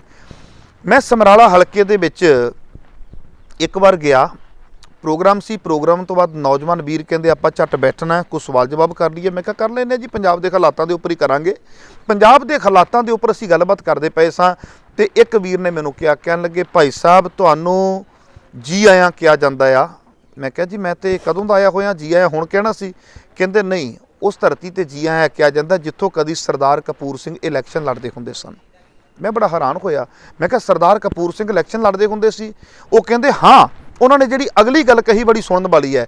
ਕਹਿੰਦੇ ਜਦੋਂ ਇਲੈਕਸ਼ਨ ਲੜਦੇ ਹੁੰਦੇ ਸੀ, ਸਾਫ਼ ਕਹਿੰਦੇ ਹੁੰਦੇ ਸੀ ਵੀ ਨਸ਼ਾ ਲੈ ਕੇ ਵੋਟ ਪਾਉਣ ਵਾਲਾ ਮੇਰੇ ਨੇੜੇ ਨਾ ਆਇਆ ਜੇ, ਕਿਉਂਕਿ ਮੈਂ ਨਸ਼ਾ ਦੇ ਕੇ ਤੁਹਾਥੋਂ ਵੋਟਾਂ ਨਹੀਂ ਲੈਣੀਆਂ। ਮੈਂ ਤੁਹਾਡੇ ਬੱਚਿਆਂ ਦੇ ਭਵਿੱਖ ਦੇ ਸੌਦੇ ਨਹੀਂ ਕਰਨੇ, ਮੈਂ ਤੁਹਾਡੀਆਂ ਜ਼ਮੀਰਾਂ ਦੇ ਸੌਦੇ ਕਰਨ ਨਹੀਂ ਆਇਆ, ਮੈਂ ਤੁਹਾਨੂੰ ਤੁਹਾਡੇ ਹੱਕਾਂ ਤੋਂ ਜਾਗਰਤ ਕਰਕੇ ਤੁਹਾਡੇ ਹੱਕ ਦਿਵਾਉਣ ਦੇ ਲਈ ਆਇਆ ਵਾਂ। ਕਹਿੰਦੇ ਸਾਫ਼ ਕਹਿੰਦੇ ਹੁੰਦੇ ਸੀ ਕਿ ਨਸ਼ੇ ਲੈਣ ਵਾਲੇ ਤੇ ਨਸ਼ੇ ਕਰਨ ਵਾਲੇ ਮੈਨੂੰ ਵੋਟਾਂ ਨਾ ਪਾਇਆ ਜੇ। ਤੇ ਕਹਿੰਦੇ ਇਹ ਗੱਲਾਂ ਕਹਿੰਦੇ ਹੁੰਦੇ ਸੀ, ਤਾਂ ਵੀ ਜਿੱਤ ਜਾਂਦੇ ਹੁੰਦੇ ਸੀ। ਉਹ ਵੀ ਪੋਲੀਟੀਕਲ ਲੀਡਰ ਹੁੰਦੇ ਸਨ। ਸੋ ਸਾਨੂੰ ਅੱਜ ਇੱਕ ਚੀਜ਼ ਵਿਚਾਰਨੀ ਪੈਣੀ ਹੈ ਕਿ ਸਾਨੂੰ ਆਪਣੀ ਸਭ ਤੋਂ ਪਹਿਲੀ ਗੱਲ ਇਹ ਲੀਡਰਸ਼ਿਪ ਕਿਹੋ ਜਿਹੀ ਚਾਹੀਦੀ ਹੈ। ਜਿੰਨੀ ਦੇਰ ਤੱਕ ਇਹਨਾਂ ਗੱਲਾਂ ਤੇ ਸਾਡਾ ਪੰਜਾਬ ਵਿਚਾਰਾ ਨਹੀਂ ਕਰੇਗਾ, ਸਾਡੀ ਏਡੀ ਬੇਈਮਾਨ ਲੀਡਰਸ਼ਿਪ ਜਿਨ੍ਹਾਂ ਨੇ ਪੰਜਾਬ ਦੇ ਪਾਣੀਆਂ ਦੇ ਸੌਦੇ ਕਰ ਲਏ, ਪੰਜਾਬ ਦੇ ਲੋਕਾਂ ਨੂੰ ਪਤਾ ਤੱਕ ਵੀ ਨਹੀਂ ਲੱਗਾ, ਜਿਨ੍ਹਾਂ ਦੀਆਂ ਬੇਈਮਾਨੀਆਂ ਦੇ ਕਰਕੇ ਪੰਜਾਬ ਨੂੰ ਆਹ ਦਿਨ ਵੇਖਣੇ ਪੈ ਰਹੇ ਨੇ। ਸੋ ਕਹਿਣ ਤੋਂ ਭਾਵ ਆਪਣੇ ਹੱਥ ਵਢਾ ਕੇ ਦੇ ਦਿੱਤੇ। ਸੋ ਸਾਨੂੰ ਇਹੋ ਜਿਹੀ ਲੀਡਰਸ਼ਿਪ ਨਹੀਂ ਸੀ ਚਾਹੀਦੀ। ਜੇ ਇਹ ਆਈ ਤੇ ਕਿਉਂ ਆਈ? ਸਾਡੀ ਅਗਿਆਨਤਾ ਵਿੱਚੋਂ ਚੀਜ਼ਾਂ ਨਿਕਲੀਆਂ ਨੇ। ਚਲੋ ਮੈਂ ਇੱਕ ਹੋਰ ਤੁਹਾਡੇ ਤੋਂ ਛੋਟਾ ਜਿਹਾ ਸਵਾਲ ਕਰਦਾ ਵਾਂ। ਹੁਣ ਦੀ ਜੇ ਆਪਾਂ ਗੱਲ ਕਰੀਏ, ਹੁਣ ਇਸ ਵੇਲੇ ਪੰਜਾਬ ਵਿੱਚ ਲੀਡਰਸ਼ਿਪ ਦਾ ਰੋਲ ਜ਼ੀਰੋ ਹੈ ਜੀ, ਬਿਲਕੁਲ ਕਲੀਅਰ ਕੱਟ ਹੈ। ਕੇਂਦਰ ਇਹਨਾਂ ਦੀ ਸੁਣਦਾ ਨਹੀਂ ਪਿਆ, ਕਿਸਾਨ ਨੇੜੇ ਨਹੀਂ ਲੱਗਣ ਦਿੰਦੇ ਪਏ, ਠੀਕ ਹੈ, ਜ਼ੀਰੋ ਰੋਲ ਹੈ। ਜੇ ਕੇਂਦਰ ਮੀਟਿੰਗ ਕਰਦਾ ਹੈ ਤੇ ਸਿੱਧੀ ਕਿਸਾਨ ਜਥੇਬੰਦੀਆਂ ਦੇ ਨਾਲ ਕਰਦਾ ਪਿਆ ਹੈ, ਪੰਜਾਬ ਦੇ ਪੋਲੀਟੀਕਲ ਲੀਡਰਸ ਦੇ ਨਾਲ ਨਹੀਂ ਕਰਦਾ, ਜ਼ੀਰੋ ਰੋਲ ਹੋ ਗਿਆ। ਤੁਹਾਨੂੰ ਲੱਗਦਾ ਪਿਆ ਵੀ ਹੁਣ ਰਵਾਇਤੀ ਪਾਰਟੀਆਂ ਤੋਂ ਸਾਡਾ ਖੜਾ ਛੁੱਟ ਜਾਵੇਗਾ ਤੇ ਕੋਈ ਚੰਗੀ ਸੁਹਿਰਦ ਲੀਡਰਸ਼ਿਪ ਸਾਨੂੰ ਮਿਲ ਸਕਦੀ ਹੈ? ਨਹੀਂ ਮੈਂ ਕਿ ਤੁਹਾਨੂੰ ਇਸ ਗੱਲ 'ਚ ਪਹਿਲਾਂ ਲਵਾਂ ਜੋ ਮੈਂ ਆਪਣੀ ਜਿਹੜੀਆਂ ਮੈਂ ਗੱਲਾਂ ਕਰਾਂਗਾ ਕੋਈ ਆਪਣੀ ਸੋਚ ਮੁਤਾਬਕ ਕਰਾਂਗਾ ਕੋਈ ਮੈਂ ਬੜਾ ਵੱਡਾ ਫਿਲਾਸਫਰ ਨਹੀਂ ਜਾਂ ਵੱਡਾ ਇਹੋ ਜਿਹੀ ਗੱਲ ਨਹੀਂ। ਮੈਨੂੰ ਉਮੀਦ ਆ ਕਿ ਜਦੋਂ ਹੁਣ ਵੀ ਆਪਾਂ ਸਾਡੀਆਂ 31 ਜਥੇਬੰਦੀਆਂ ਗਿਣਦੇ ਆ ਜੀ, ਜੋ ਸੈਂਟਰ ਸਾਦਾ ਇਹਨਾਂ ਦੇ ਸੈਂਟਰ ਦੇ ਵਿੱਚ ਜਿਹੜੀਆਂ ਇੱਕ ਦੋ ਦੇ ਵੱਖਰੀਆਂ ਜਾਂਦੀਆਂ ਨੇ, ਦੂਸਰੇ ਵੱਖਰੇ ਜਾਂਦੇ ਨੇ। ਜਦੋਂ ਤੁਹਾਨੂੰ ਮਤਲਬ ਜਦੋਂ ਉੱਥੇ ਜਾਣਾ ਹੈ, ਅਸੀਂ ਇੱਕੋ ਮੁੱਦੇ ਜਾਣਾ ਹੈ, ਨਾ ਵੀ ਸਾਡਾ ਕਿਸਾਨ ਜਥੇਬੰਦੀਆਂ ਹੈ ਤੇ ਸਾਡਾ ਮਤਲਬ ਉਹਨਾਂ ਚੋਂ ਕਿਉਂ ਪਾੜ ਕੇ ਅਸੀਂ ਮਤਲਬ ਦੋ ਬਣ ਕੇ ਜਾਂਦੇ ਆ। ਮੇਰਾ ਇੱਕ ਚੀਜ਼ ਦਾ ਮਤਲਬ ਵੀ ਇਸ ਚੀਜ਼ ਦੇ ਮੈਨੂੰ ਤੇ ਲੱਗ ਸ਼ੱਕ ਪੈਂਦਾ ਹੈ ਕਿ ਸੈਂਟਰ ਜਿਹੜਾ ਹੈ ਦਿੰਦਾ ਕੱਖ ਨਹੀਂਗਾ, ਲੇਕਿਨ ਇਹਨਾਂ ਨੂੰ ਵਿੱਚੋਂ ਪਾੜੇਗਾ ਤੇ ਪਾੜ ਕੇ ਕੋਈ ਨਾ ਕੋਈ ਆਪਣਾ ਸੋਲੂਸ਼ਨ ਲੱਭੇਗਾ। ਮੇਰੀ ਆਪਣੀ ਸੋਚ ਆ, ਚਾਹੇ ਕਿ ਇਹਨੂੰ ਨਾ ਚੰਗੀ ਲੱਗੇ ਗੱਲ ਦੀ, ਲੇਕਿਨ ਮੇਰਾ ਚਲੋ ਮੈਂ ਇੱਕ ਸੁਝਾਅ ਵੀ ਦੇਣਾ ਮੇਰਾ ਫਰਜ਼ ਆ, ਆਮ ਕਿਸਾਨ ਕਰਕੇ ਸੁਝਾਅ ਦੇਣਾ ਫਰਜ਼ ਆ। ਇਸ ਚੀਜ਼ ਨੂੰ ਸਾਨੂੰ ਬੜਾ ਸੰਭਲ ਕੇ ਪੈਰ ਰੱਖਣਾ ਪਏਗਾ। ਮੈਨੂੰ ਲੱਗਦਾ ਹੈ ਕਿ ਉਹ ਸਾਡੇ ਕਿਸਾਨਾਂ ਨੂੰ ਵੀ ਵਿੱਚੋਂ ਥੋੜਾ ਬਹੁਤਾ ਪਾੜਨ ਦੀ ਕੋਸ਼ਿਸ਼ ਕਰਨਗੇ। ਵੀ ਕਿਸਾਨ ਤੁਹਾਨੂੰ ਕਹਿਣ ਤੋਂ ਭਾਵ ਇਹ ਹੈ ਕਿ ਇੱਕ ਨਵੀਂ ਪੋਲੀਟੀਕਲ ਪਾਰਟੀ ਨਿਕਲਣ ਤੋਂ ਪਹਿਲਾਂ ਇਹਨਾਂ ਦਾ ਖਲਾਰਾ ਪਾਤਾ ਜਾਏਗਾ। ਮੇਰਾ ਸੋਚ ਹੈ ਕੰਮ ਕਰਦੀ ਹੈ, ਪਰਮਾਤਮਾ ਜਾਣੇ। ਇਹ ਖੈਰ ਵਿਚਾਰਾਂ ਦਾ ਹੈ, ਵਿਚਾਰ ਹੈ ਤੁਹਾਡੇ ਅੰਦਰ, ਤੁਸੀਂ ਆਪਣੇ ਵਿਚਾਰਾਂ ਦਾ ਪ੍ਰਗਟਾਵਾ ਕਰ ਦਿੱਤਾ। ਪਰ ਅੱਜ ਮੇਰਾ ਮੰਨਣਾ ਇਹ ਹੈ ਵੀ ਜਿੰਨੀ ਦੇਰ ਤੱਕ ਪੰਜਾਬ ਮੁੱਦਿਆਂ ਦੀ ਲੜਾਈ ਨਹੀਂ ਲੜੇਗਾ, ਮੁੱਦੇ ਬੇਸਿਸ ਇਲੈਕਸ਼ਨ ਨਹੀਂ ਹੋਣਗੇ, ਮੁੱਦੇ ਬੇਸਿਸ ਦੇ ਉੱਪਰ ਪਿੰਡਾਂ ਦੇ ਵਿੱਚ ਸਰਪੰਚ ਨਹੀਂ ਚੁਣੇ ਜਾਣਗੇ, ਉਨੀ ਦੇਰ ਤੱਕ ਪੰਜਾਬ ਦਾ ਭਲਾ ਹੋਣਾ ਸੁਭਾਵਿਕ ਨਹੀਂ ਹੈ। ਮੈਨੂੰ ਨਹੀਂ ਲੱਗਦਾ ਪਿਆ। ਨਹੀਂ, ਇੱਕ ਮੋਰਚਾ ਜੋ ਲੱਗਾ ਹੈ, ਸਾਰੇ ਰਲ ਕੇ ਕਿਉਂ ਨਹੀਂ ਲੜਦੇ ਉਹਨੂੰ? ਜੇਕਰ ਸਾਰੇ ਇਕੱਠੇ ਹੋ ਕੇ ਇਹਨੂੰ ਇੱਕ ਹੀ ਮੰਗ ਆਪਣਾ ਆਵਾਜ਼ ਤੇ ਲੜਨ ਤੇ ਕਿੰਨਾ ਵੱਡਾ ਫਾਇਦਾ ਹੋਵੇਗਾ, ਕਿੰਨੀ ਵੱਡੀ ਇੱਕ ਜਮਾਤ ਬਣੇਗੀ। ਇਹ ਜਿੰਨੇ ਵੀ ਮਤਲਬ ਕੁਛ ਆਪਣਾ ਬੋਲਦੇ ਨੇ, ਲੇਕਿਨ ਠੀਕ ਹੈ ਭਾਵੇਂ ਉਹਨਾਂ ਮੁੱਦਿਆਂ 'ਤੇ ਬੋਲਦੇ ਨੇ, ਲੇਕਿਨ ਜੇ ਇੱਕੋ ਸਾਰੇ ਆਪਣਾ ਸੁਰ ਵਿੱਚ ਬੋਲਣਗੇ ਤੇ ਸਾਡੀ ਆਵਾਜ਼ ਜ਼ਿਆਦਾ ਬੁਲੰਦ ਹੋਵੇਗੀ। ਠੀਕ ਹੈ, ਇੱਕ ਇਹ ਪੱਖ ਹੋ ਗਿਆ। ਜਦੋਂ ਆਪਾਂ ਮੁੱਦਿਆਂ ਦੀ ਗੱਲ ਕਰਦੇ ਹਾਂ ਵੀ ਮੁੱਦਾ ਬੇਸਿਸ ਕੰਮ ਹੋਣਾ ਚਾਹੀਦਾ ਹੈ। ਜਿਹੜੇ ਲੋਕ ਇਲੈਕਸ਼ਨ ਤੋਂ ਪਹਿਲਾਂ ਨਸ਼ੇ ਵੰਡਦੇ ਆ, ਸਾਡੇ ਬੱਚਿਆਂ ਨੂੰ ਨਸ਼ਿਆਂ ਤੇ ਲਾਉਂਦੇ ਆ, ਔਰ ਅਸੀਂ ਉਹਨਾਂ ਲੋਕਾਂ ਨੂੰ ਜਿਤਾ ਰਹੇ ਹਾਂ ਜਿਨ੍ਹਾਂ ਨੇ ਸਾਡੇ ਬੱਚਿਆਂ ਦੇ ਭਵਿੱਖ ਦਾ ਸੌਦਾ ਕੀਤਾ। ਤੁਸੀਂ ਵੀ ਇੱਕ ਗੱਲ ਕਲੀਅਰ ਹੋ ਵੀ ਨਸ਼ਾ ਲਿਆਉਣਾ ਇਲੈਕਸ਼ਨ ਤੋਂ ਪਹਿਲਾਂ ਇਹ ਕੀ ਹੈ? ਕਿ ਇਹ ਲੋਕਤੰਤਰ ਦਾ ਕਾਣ ਨਹੀਂ ਹੈ ਨਸ਼ਾ ਦੇ ਕੇ ਵੋਟਾਂ ਲੈਣੀਆਂ? ਇਹ ਤਾਂ ਲੋਕਤੰਤਰ ਦਾ ਬੇੜਾ ਗਰਕ ਕਰ ਦੇਣਾ। ਕਿ ਇਹ ਸੰਵਿਧਾਨਕ ਤੌਰ ਦੇ ਉੱਪਰ ਠੀਕ ਹੈ? ਔਰ ਸਾਰੇ ਪ੍ਰਸ਼ਾਸਨਿਕ ਅਧਿਕਾਰੀਆਂ ਨੂੰ ਪਤਾ ਹੁੰਦਾ ਇਸ ਗੱਲ ਦਾ। ਕੋਈ ਨਹੀਂ ਉਦੋਂ ਬੋਲਦਾ, ਜੇ ਤੁਹਾਡੇ ਮੇਰੇ ਵਰਗਾ ਬੋਲਦਾ ਹੈ ਉਹਨੂੰ ਕਟਵਾ ਦਿੱਤਾ ਜਾਂਦਾ ਹੈ, ਕੋਈ ਉਹਦੀ ਸੁਣਵਾਈ ਨਹੀਂ ਹੁੰਦੀ। ਸ਼ਰੇਆਮ ਮਾਈਨਿੰਗ ਹੋ ਰਹੀ ਹੈ ਆਪਣੇ ਇਲਾਕਿਆਂ ਦੇ ਵਿੱਚ ਕਿ ਨਹੀਂ ਹੋ ਰਹੀ, ਕਿਹਨੂੰ ਨਹੀਂ ਪਤਾ। ਟਿੱਪਰ ਕਿਹਨਾਂ ਦੇ ਚੱਲਦੇ ਪਏ ਨੇ, ਰੇਤਾ ਸ਼ਰੇਆਮ ਚੋਰੀ ਹੋ ਰਹੀ ਹੈ। ਜੇ ਕੋਈ ਬੋਲਦਾ ਉਹਨੂੰ ਗੋਲੀ ਮਰਵਾ ਦਿੱਤੀ ਜਾਂਦੀ ਹੈ, ਜਾਂ ਕਟਵਾ ਦਿੱਤਾ ਜਾਂਦਾ, ਜਾਂ ਥਾਣੇ ਠਿਕਾਣੇ ਦੇ ਵਿੱਚ ਕਰ ਦਿੱਤਾ ਜਾਂਦਾ ਹੈ। ਇਹ ਪੰਜਾਬ ਦੀ ਐਡੀ ਗੰਦੀ ਰਾਜਨੀਤੀ ਦੀ ਕਦੀ ਸੋਚ ਨਹੀਂ ਸੋਚੀ ਵੀ ਇਹੋ ਜਿਹੀ ਰਾਜਨੀਤੀ ਪੰਜਾਬ ਦੇ ਵਿੱਚ ਆਏਗੀ। ਦੋਵੇਂ ਸਰਕਾਰਾਂ 60-40 ਵਾਲਾ ਮਾਮਲਾ ਚੱਲਦਾ ਪਿਆ ਇੱਕ ਕਿਸਮ ਦਾ, ਵੀ ਤੂੰ ਆ ਗਿਆ 60 ਤੇਰੇ ਹੋ ਗਏ 40 ਮੇਰੇ, ਜੇ ਕੱਲ ਨੂੰ ਮੈਂ ਆ ਗਿਆ 60 ਮੇਰੇ ਤੇ 40 ਤੇਰੇ। ਤੁਸੀਂ ਦੱਸੋ ਵੀ ਕਾਂਗਰਸ ਵੇਲੇ ਅਕਾਲੀਆਂ ਦਾ ਕੰਮ ਕੋ ਰੁਕਿਆ ਕਿ ਅਕਾਲੀਆਂ ਵੇਲੇ ਕਾਂਗਰਸ ਦਾ ਕੋਈ ਕੰਮ ਰੁਕਿਆ? ਉੱਤੋਂ ਤੋਂ ਖੇਕਣ ਭਾਵੇਂ ਹੋ ਜੇ, ਸਭ ਰਲੇ ਕਬੂਤਰ ਨੇ। ਇੱਕ ਚੀਜ਼ ਦਾ ਸਬੂਤ ਦੇ ਸਕਦਾ ਕਿ ਅਕਾਲੀਆਂ ਦੇ ਕੰਮ, ਕਾਂਗਰਸ ਦਾ ਰਾਜ, ਅਕਾਲੀਆਂ ਦੇ ਕੰਮ ਜ਼ਿਆਦਾ ਹੁੰਦੇ ਨੇ। ਮੇਰੇ ਕੋਲ ਸਬੂਤ ਨਹੀਂ ਇਸ ਗੱਲ ਦੇ। ਇਹ ਕੋਈ ਮਤਲਬ ਚਲੋ ਕੋਈ ਵੀ ਕੰਮ ਮੰਨ ਲਓ ਵੀ ਗਲੀ ਨਾਲੀ ਬਣਦੀ ਜਾਂ ਕੋਈ ਚੀਜ਼ ਬਣਦੀ, ਸੜਕ ਬਣਦੀ ਹੈ, ਅਕਾਲੀਆਂ ਦਾ ਪਹਿਲਾਂ ਬਣਦੀ ਹੈ। ਸਾਡੇ ਇੱਥੇ ਲੱਗਾ ਆਪਣਾ ਦੂਸਰਾ ਸਾਡੇ ਆਪਣਾ ਨਾ ਗਲੀਆਂ ਬਣ ਰਹੀਆਂ ਨੇ, ਉਹਦੇ ਵਿੱਚ ਨਾ ਮੈਨੂੰ ਉਹ ਪੁੱਛਦਾ ਜਾਂਦਾ ਕਿ ਤੁਸੀਂ ਆਪਣਾ ਫਲਾਣੇ ਅਕਾਲੀ ਜੇ? ਨਹੀਂ, ਮੈਂ ਫਲਾਣਾ ਅਕਾਲੀ ਤਾਂ ਨਹੀਂਗਾ, ਤੇ ਲੇਕਿਨ ਮਤਲਬ ਆਪਣਾ ਚਲੋ ਕੋਈ ਗੱਲ ਨਹੀਂ। ਉਹਨਾਂ ਨੇ ਮਤਲਬ ਇਸ ਚੀਜ਼ ਦੀਆਂ ਸ਼ਰਤਾਂ ਹੀ ਰੱਖੀਆਂ ਗੱਲ ਦੀਆਂ, ਬਸ ਉਹਨਾਂ ਦੇ ਕੰਮ ਪਹਿਲੇ ਪਹਿਲ 'ਤੇ ਧਰਦੇ ਹੋਣੇ ਤੇ ਕੋਈ ਸ਼ੱਕ ਨਹੀਂ ਕਰਦਾ। ਜੇ ਉਹ ਉਹਨਾਂ ਦੇ ਕਰਾਉਂਦੇ ਨੇ ਤੇ ਉਹ ਉਹਨਾਂ ਦੇ ਕਰਾਉਂਦੇ ਨੇ। ਪਰ ਇਹ ਸਾਡੇ ਲੋਕਾਂ ਨੂੰ ਕਦੋਂ ਪਤਾ ਲੱਗੇਗਾ?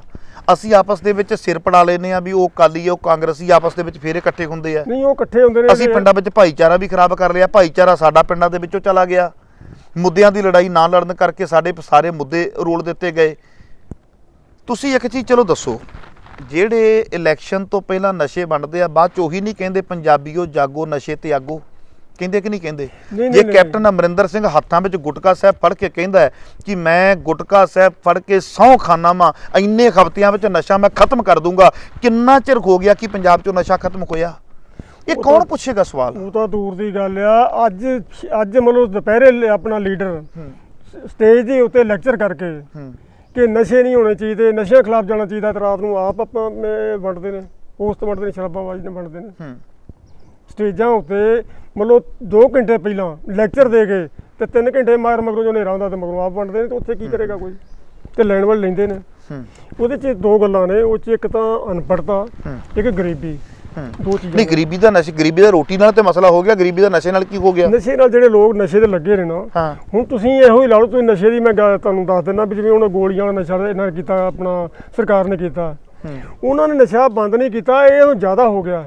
ਜੇ ਕਿਸੇ ਨੂੰ ਦਿਹਾੜੀਦਾਰ ਜਾਣਾ ਹੋਵੇ ਨਾ ਤੇ ਉਹ ਤਾਂ ਮੈਂ ਪਹਿਲਾਂ ਹਸਪਤਾਲ ਜਾਣਾ ਸੀ, ਮੈਂ ਤਾਂ ਪਰ ਗੋਲੀਆਂ ਲੈ ਕੇ ਆਉਣਾ, ਇਹ ਡੇਲੀ ਉੱਥੇ ਹਾਜ਼ਰੀ ਵਾਲੀ ਗੱਲ ਬਣ ਗਈ। ਇਹਨਾਂ ਤੋਂ ਚੰਗਾ ਤੁਸੀਂ ਉਹ ਮਨਰੇਗਾ ਵਾਂਗੂ ਤੁਸੀਂ ਉਹਨਾਂ ਕੰਮ ਕਰਾਓ ਤੇ ਗੋਲੀਆਂ ਖਵਾਈ ਜਾਓ। ਸਾਰੀ ਦਿਹਾੜੀ ਉੱਥੇ ਬਹਿ ਕੇ ਤੇ ਉਹਨਾਂ ਨੇ ਲਾਈਨ 'ਚ ਲੱਗ ਕੇ ਤੇ ਉਹਨਾਂ ਨੇ ਗੋਲੀਆਂ ਖਾ ਕੇ ਆਉਣੀਆਂ ਨੇ, ਤੇ ਉਹਦਾ ਮੈਂ ਸਮਝ ਨਹੀਂ ਲੱਗਦੀ ਗੱਲ ਤੇ ਵੀ ਇਹ ਨਸ਼ਾ ਛਡਾਉਣ ਦਾ ਨੇ ਕਿਸੋਂ ਬੇੜਾ ਕਰਨ ਦੇ ਨਾ ਰਿਹਾ ਉਹ ਕੰਮ ਜੋਗਾ ਤੇ ਨਾ ਉਹ ਕਾਰ ਜੋਗਾ। ਸਾਰੀ ਦਿਹਾੜੀ ਉਹਨੇ ਸਾਰੀ ਦਿਹਾੜੀ ਲਾ ਕੇ ਆ ਜਣੀ ਹੈ। ਤਸੱਲੀ ਕਰ ਲਓ ਜਾ ਕੇ ਸਰਕਾਰੀ ਹਸਪਤਾਲਾਂ ਦੇ ਵਿੱਚ ਲਾਈਨ ਲੱਗੀ ਹੁੰਦੀ ਹੈ, ਉਹ ਗੋਲੀਆਂ ਕਿਸ ਤਰ੍ਹਾਂ ਦੀਆਂ ਦਿੰਦੇ ਨੇ, ਉਹਨਾਂ ਨੇ ਸਾਰੀ ਦਿਹਾੜੀ ਉੱਥੇ ਆਪਣਾ ਗਰਕ ਕਰਕੇ ਆ ਜਾਣਾ, ਉਹ ਲਾਈਨ ਲੱਗੀ, ਲਾਈਨ ਦੇ ਨਾਲ ਚਲੋ ਉਹਨਾਂ ਦੇਣੀਆਂ ਨੇ ਤੇ ਦੇਣੀ ਇੱਕ ਦਿਹਾੜੀ ਦੀ ਹੈ। ਉਹ ਜਾਂ ਅਗਲੇ ਨੂੰ ਇਹ ਗੱਲ ਕਹੋ ਕਿ ਤੂੰ 2-3 ਦਿਨਾਂ ਦੀ ਗੋਲੀਆਂ ਲੈ ਜਾ, ਵੀ ਤੂੰ 2-3 ਦਿਨ ਨਹੀਂ ਆਉਣਾ। ਚਲੋ ਅਗਲਾ ਜੇ ਕੰਮ ਹੀ ਕਰੇ ਗੋਲੀਆਂ ਖਾ ਕੇ ਕਰਦਾ ਤੇ ਕੰਮ ਤੇ ਕਰੇ ਗੱਲ, ਇੱਕ ਦਿਹਾੜੀ ਦੀਆਂ ਦੇਣੀਆਂ ਨੇ, ਉਹ ਸਵੇਰ ਤੋਂ ਸ਼ਾਮ ਤੱਕ ਖਲੋਤਾ, ਉਹ ਖਾ ਕੇ ਉਹਨੂੰ ਘਰ ਨੂੰ ਚਲੇ ਜਾਣਾ। ਆਹ ਹਾਲ ਹੋ ਗਿਆ ਤੇ ਛਡਾਉਣ ਕੌਣ ਛਡਾਵੇਗਾ, ਕਿੱਥੇ ਕਿ ਨਹੀਂ ਛਡਾਉਣਾ ਹੈ। ਬਿਲਕੁਲ ਜੀ, ਦਿਲ ਦੀਆਂ ਗਹਿਰਾਈਆਂ ਤੋਂ ਤੁਹਾਡੇ ਧੰਨਵਾਦੀ ਹਾਂ। ਸੋ ਦਰਸ਼ਕੋ, ਜਦੋਂ ਗੱਲ ਕਰਦੇ ਹਾਂ ਮੁੱਦਿਆਂ ਦੀ ਰਾਜਨੀਤੀ ਦੀ, ਇਹ ਮਾਮਲਾ ਮੈਂ ਤਾਂ ਛੇੜਿਆ ਹੈ ਭਾਵੇਂ ਕਿ ਪਤਾ ਮੈਨੂੰ ਵੀ ਇਹ ਵੀ ਇਸ ਮਾਮਲੇ ਦੇ ਵਿੱਚ ਅਕਾਲੀ ਦਲ ਵਾਲੇ ਵੀ ਸਾਨੂੰ ਗਾਲਾਂ ਕੱਢਣਗੇ, ਕਾਂਗਰਸ ਵਾਲੇ ਵੀ ਤੇ ਅਦਰ ਪਾਰਟੀ ਵਾਲੇ ਵੀ। ਮੇਰਾ ਮੰਨਣਾ ਇਹ ਹੈ ਵੀ ਅਸੀਂ ਲੋਕਤੰਤਰ ਦਾ ਘਾਣ ਕਰਦੇ ਪਏ ਇਸ ਤਰੀਕੇ ਨਾਲ, ਔਰ ਸੰਵਿਧਾਨਕ ਤੌਰ ਦੇ ਉੱਪਰ ਇਹ ਕੰਮ ਠੀਕ ਨਹੀਂ ਹੈ। ਇਲੈਕਸ਼ਨ ਤੋਂ ਪਹਿਲਾਂ ਫ੍ਰੀ ਦੇਣਾ, ਉਸ ਤੋਂ ਬਾਅਦ ਬੱਚਾ ਲੱਗ ਜਾਂਦਾ ਹੈ, ਫਿਰ ਕਿਤੇ ਨਾ ਕਿਤੇ ਵੱਡੇ ਵੱਡੇ ਲੀਡਰ ਦੇ ਨਾਮ ਆਉਂਦੇ ਨੇ ਨਸ਼ਾ ਤਸਕਰਾਂ ਦੇ ਅੰਦਰ, ਕਿਉਂਕਿ ਪਹਿਲਾਂ ਲਾਏ ਜਾਂਦੇ ਨੇ, ਫਿਰ ਉਸ ਤੋਂ ਬਾਅਦ ਉਹ ਸਾਰੀਆਂ ਚੀਜ਼ਾਂ ਵੇਚੀਆਂ ਜਾਂਦੀਆਂ ਨੇ। ਕਿਤੇ ਰਵਾਇਤੀ ਨਸ਼ਾ ਹੁੰਦਾ ਸੀ, ਸਮਾਂ ਪਾ ਕੇ ਮੈਡੀਕਲ ਨਸ਼ੇ ਆ ਗਏ ਨੇ, ਬੱਚਿਆਂ ਦੀਆਂ ਬਾਹਾਂ ਦੇ ਵਿੱਚ ਸਰਿੰਜਾਂ ਤੇ ਕੁੜੀਆਂ ਦੇ ਹੱਥਾਂ ਦੇ ਵਿੱਚ ਚੂੜਾ। ਬੜਾ ਉਦੋਂ ਮਹਿਸੂਸ ਹੁੰਦਾ ਜਦੋਂ ਪਿਛਲੇ ਦਿਨਾਂ ਦੇ ਵਿੱਚ ਇੱਕ ਪਿਕ ਵਾਇਰਲ ਹੋਈ ਹੈ ਕਿ ਹੱਥ ਦੇ ਵਿੱਚ ਮੁੰਡੇ ਦੇ ਇੱਥੇ ਸਰਿੰਜ ਚੁੱਭੀ ਹੋਈ ਹੈ, ਉਹ ਲੰਮੇ ਪਿਆ ਹੋਇਆ ਹੈ, ਸ਼ਾਇਦ ਡਿੱਗਾ ਹੈ, ਬੇਹੋਸ਼ ਹੈ ਕਿ ਮਰ ਗਿਆ ਕਿ ਜਿਉਂਦਾ ਰੱਬ ਜਾਣੇ, ਤੇ ਲੜਕੀ ਲਾਗੇ ਆਪਣੇ ਮੁਕੱਦਰਾਂ ਨੂੰ ਰੋ ਰਹੀ ਹੈ, ਹੋਰ ਕੀ ਕਰ ਸਕਦੀ ਹੈ। ਇਹ ਪੰਜਾਬ ਦੇ ਹਾਲਾਤ। ਮੈਂ ਤਾਂ ਕਹਿ ਰਿਹਾ ਵੀ ਮੁੱਦਿਆਂ ਦੀ ਅਸੀਂ ਲੜਾਈ ਕਦੋਂ ਲੜਾਂਗੇ, ਇਹ ਗੱਲਾਂ ਤਾਂ ਕਹਿਣੀਆਂ ਪੈ ਰਹੀਆਂ ਨੇ। ਕਦੀ ਹੁੰਦਾ ਸੀ ਕਿ ਨੌਜਵਾਨਾਂ ਦੇ ਮੋਢਿਆਂ ਦੇ ਉੱਤੇ ਬੁੱਢੇ ਮਾਪਿਆਂ ਦੀਆਂ ਅਰਥੀਆਂ ਜਾਂਦੀਆਂ ਹੁੰਦੀਆਂ ਸੀ, ਪਰ ਪੰਜਾਬ ਨੇ ਪਿਛਲੇ ਕੁਝ ਸਾਲਾਂ ਦੇ ਵਿੱਚ ਇਹ ਕੁਝ ਸਭ ਕੁਝ ਢੋਇਆ ਕਿ ਬੁੱਢੇ ਮਾਪਿਆਂ ਨੇ ਜਵਾਨ ਬੱਚਿਆਂ ਦੀਆਂ ਅਰਥੀਆਂ ਆਪਣੇ ਮੋਢਿਆਂ ਤੇ ਢੋਈਆਂ ਨੇ। ਪੰਜਾਬ ਦੇ ਚੁੱਲ੍ਹੇ ਜਿਹੜੇ ਨੇ ਉਹਨਾਂ ਦੇ ਵਿੱਚ ਅੱਗ ਖਤਮ ਹੋ ਗਈ, ਤੇ ਸਿਵਿਆਂ ਦੀ ਜਿਹੜੀ ਅੱਗ ਸੀ ਉਹਦਾ ਸੇਕ ਆ ਉਹ ਅਸਮਾਨਾਂ ਤੱਕ ਲੱਗਾ, ਸਿਵੇ ਬਲੇ। ਇਹ ਸਾਰੀਆਂ ਚੀਜ਼ਾਂ ਦਾ ਦੋਸ਼ੀ ਕੌਣ ਹੈ, ਕਿਵੇਂ ਆ ਜਾਂਦਾ ਆ? ਜੇ ਕਿਸੇ ਨੂੰ ਪੁੱਛਦਾ, ਪੋਲੀਟੀਕਲ ਬੰਦੇ ਨੂੰ ਪੁੱਛਦਾ, ਮੈਂ ਸਵਾਲ ਕਰਦਾ, ਮੈਂ ਪੰਜਾਬੀਓ ਮੇਰੀ ਗੱਲ ਤੇ ਗੌਰ ਕਰਿਆ ਜੇ, ਇਹ ਇਕੱਲੀ ਇੰਟਰਵਿਊ ਨਹੀਂ, ਮੇਰਾ ਦੁੱਖੜਾ ਹੈ। ਜੇ ਪੋਲੀਟੀਕਲ ਬੰਦੇ ਨੂੰ ਪੁੱਛਦਾ, ਉਹ ਕਹਿੰਦੇ ਜੀ ਪੰਜਾਬ ਬਾਰਡਰ ਸਟੇਟ ਹੈ, ਇਸ ਕਰਕੇ ਪੰਜਾਬ ਦੇ ਵਿੱਚ ਨਸ਼ਾ ਆ ਰਿਹਾ। ਪੰਜਾਬ ਨੂੰ ਇਕੱਲਾ ਬਾਰਡਰ ਤੁਹਾਡਾ ਪਾਕਿਸਤਾਨ ਦਾ ਲੱਗਦਾ ਪਿਆ, ਗੁਜਰਾਤ ਨੂੰ ਵੀ ਲੱਗਦਾ ਪਿਆ, ਰਾਜਸਥਾਨ ਨੂੰ ਵੀ ਲੱਗਦਾ ਪਿਆ, J&K ਨੂੰ ਵੀ ਲੱਗਦਾ ਪਿਆ, ਇਕੱਲਾ ਪੰਜਾਬ ਨੂੰ ਹੀ ਕਿਉਂ? ਇਕੱਲਾ ਪੰਜਾਬ ਨੂੰ ਟਾਰਗੇਟ ਕਿਉਂ ਕੀਤਾ ਜਾ ਰਿਹਾ ਹੈ? ਸੋ ਇਹ ਸਾਰੀਆਂ ਗੱਲਾਂ ਬੜੀਆਂ ਵਿਚਾਰਨ ਵਾਲੀਆਂ ਨੇ।